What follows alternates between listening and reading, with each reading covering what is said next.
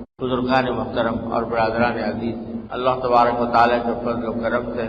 رمضان کی مبارک ساعتیں اللہ تبارک و تعالیٰ نے میسر فرما رکھی ہے، جس پر جتنا شکر ادا کیا جائے کم ہے۔ تقریباً آدھا رمضان گزر چکا اور اب آدھا باقی ہے۔ فکر اس کی چاہیے کہ اللہ تبارک و تعالیٰ اس مہینے کی رحمتوں اور برکتوں سے فیضیاب ہونے کی توفیق عطا فرمائے، کیونکہ حدیث میں اس شخص کو بڑا نامراد کہا گیا ہے جس پر پورا رمضان گزر جائے اور اپنے گناہوں کی مغفرت نہ کرے۔ اللہ بچائے، اس کو رسول کریم صلی اللہ علیہ وسلم نے بددعا کے لفظ استعمال کیے اس کے لیے، اور حضرت جبریل امین علیہ السلام نے اس پر آمین بھی کہی۔ تو یہ اللہ تبارک و تعالیٰ نے جو گھڑیاں عطا فرما رکھی ہیں یہ بڑی نعمت ہے، اور یہ جو بددعا دی حضور اقدس صلی اللہ علیہ وسلم نے وہ اس لیے دی اس شخص کو جو کہ سارا رمضان گزرنے کے باوجود گناہوں کی مغفرت نہ کرا سکے، یہ اس لیے دی کہ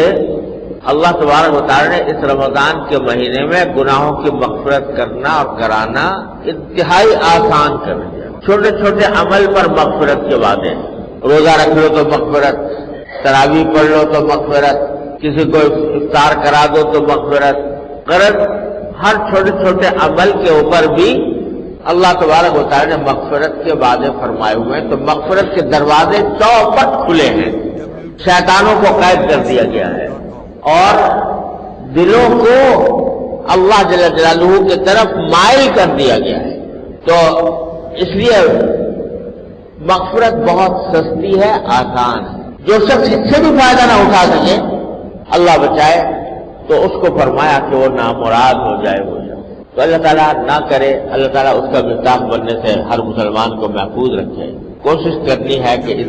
مہینے کے اندر اپنی مغفرت کرا کے ان لوگوں میں اللہ تعالیٰ شامل فرمائے جن کو جہنم کی آگ سے آزاد کیا جاتا ہے